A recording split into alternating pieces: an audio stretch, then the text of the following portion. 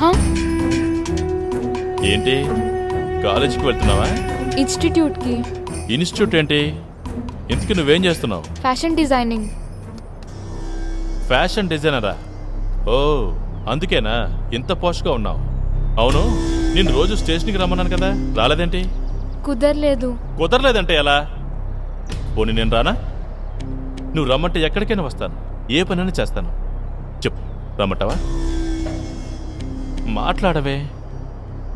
అబ్బాబ్బాబ్బా, సైలెంట్గా ఉంటే ఎంత అందంగా ఉన్నావో, అందుకే ఫోటో తీసుకున్నాను. అయ్యి ఎండలో నిలబడ్డావా? పద కార్లో కూర్చో, ఏసీ వేస్తాను. ప్లీజ్, నేను వెళ్ళాలి, టైం అవుతుంది. ఓ నేను డ్రాప్ చేయనా? నో థ్యాంక్స్, పక్కనే, నేను వెళ్తాను. Okay okay okay. ఇదిగో రోజు కనిపించు, లేదంటే నేనే రావాల్సి ఉంటుంది. అర్థమైందా? Take care, bye.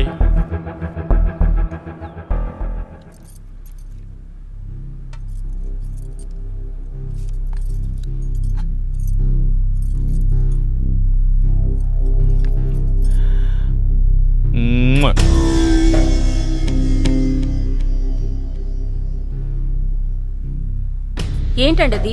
పాప చూస్తోంది, ఇక ఆపండి. నేనేం చేశానే?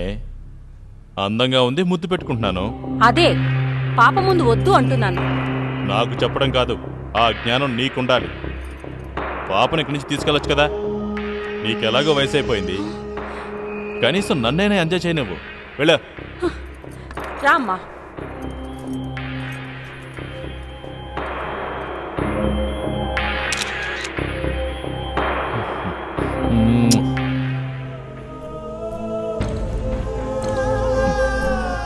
Super fit.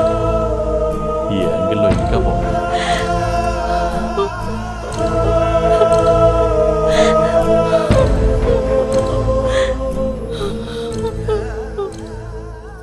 వాడు నన్ను అదోలా చూశాడు, దొంగ విధవ. వాడు వాడు తిట్లు గుర్తుకు రావట్లేదు, చెప్పొచ్చు కదా. వాడి గురించి ఎందుకులే, వదిలే. వదిలేమంటావేంటి? నన్ను ఎలా చూశాడో తెలుసా? చెంప పగలగొట్టాలన్నంత కోపం వచ్చింది. ఆ పని అప్పుడే చేయాల్సింది. ఇప్పుడు బాధపడి లాభం ఏంటి? ఏం చెయ్యను, ఒక్కదానే ఉన్నాను, అందుకే రెచ్చిపోయాడు. రాస్కెల్. ఛీ, అసలు ఇలాంటి వాళ్ళు పోలీస్ డిపార్ట్మెంట్లోకి ఎందుకు వస్తారు? ఇలాంటి వాళ్ళు రారు, వచ్చాక ఇలా తయారవుతారు. పోలీస్ యూనిఫామ్ వేసుకొని ఏదన్నా చేయొచ్చన్న పొగరు.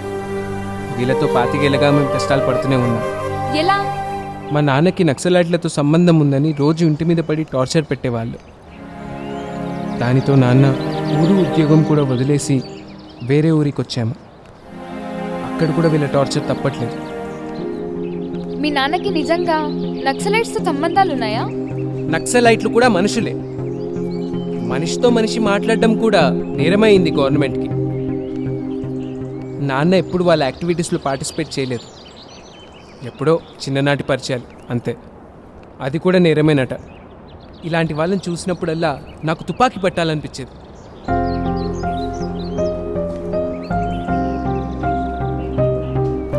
చాలాసార్లు నాన్నతో చెప్పాను కూడా. నేనేమైపోతాను అన్న భయంతో నన్ను జాబ్ కోసం ఇలా వైజాగ్ పంపించాడు. నా మీద నాన్నకి నమ్మకం ఎక్కువ, ఏనాడు అబద్ధం చెప్పలేదు. కానీ జాబ్లో చేరానని లైఫ్లో ఫస్ట్ టైం అబద్ధం చెప్పాను. అదే చాలా గిల్టీగా ఉంది. ఈ పరిస్థితి వస్తుందని ఊహించలేదు. అయినా ఫ్రెండ్ని నమ్మి 10 లక్షలు ఎలా ఇచ్చావు? ఫ్రెండ్ కదా, అందుకే ఇచ్చాను. డబ్బు పోయిందని తెలిస్తే ఇంట్లో ఫీల్ అవుతారేమో కదా. నేను అబద్ధం చెప్పానని ఫీల్ అవుతారు. డబ్బు పోయిన దానికన్నా తండ్రితో అబద్ధం చెప్పానన్న బాధ నాలో ఎక్కువైంది. పోన్లే, తండ్రే కదా, సారీ చెప్తే క్షమించేస్తారు. క్షమిస్తారన్న నమ్మకం నాకు ఉంది. నేనే ఆయన నమ్మకం మీద దెబ్బ కొట్టాను. ఆయన ఎదురు పడితే కళ్ళలోకి సూటిగా చూడలేననిపిస్తోంది. ఆ ఫీలింగ్లో ఉంటే లైఫ్ అంతా డల్గా ఉంటుంది, వదిలే. మీ చెల్లి పెళ్లి విషయం ఏమైంది? ముహూర్తాలు పెట్టుకోపోతున్నారట. ఈలోగా నేనేదైనా చిన్న జాబ్లో చేరాలి, లేదంటే ఈ గిల్టీ ఫీలింగ్తో బ్రతకడం కష్టం.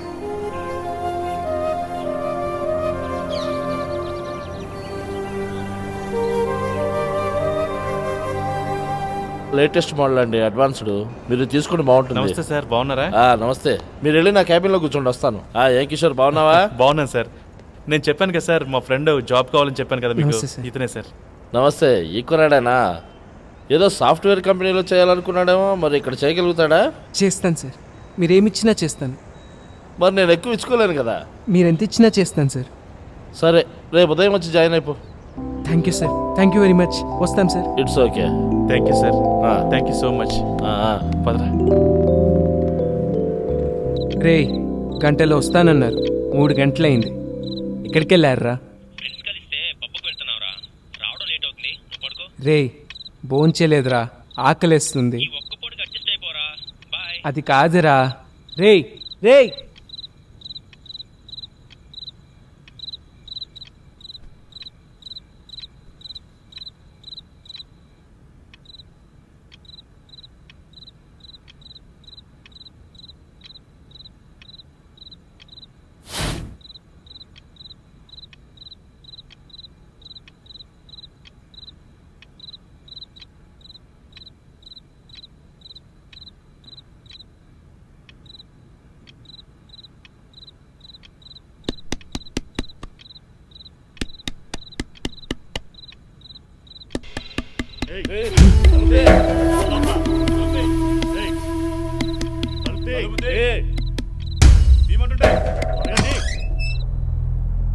ఎవరు మీరు? పోలీస్. ఎవరు?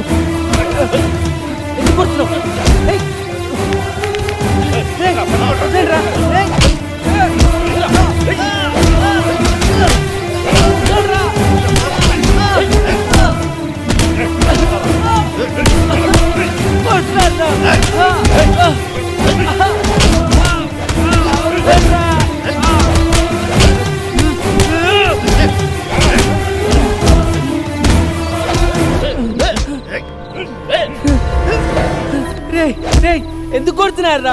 స్టేషన్లో చెప్తా, పదరా.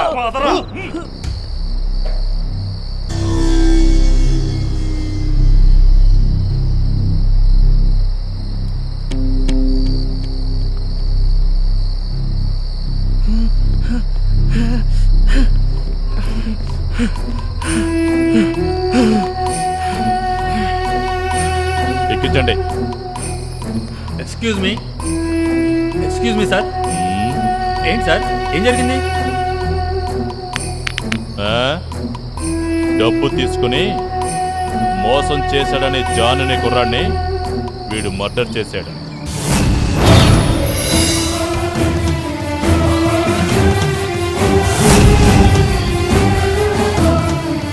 అందుకే పట్టుకున్నాం.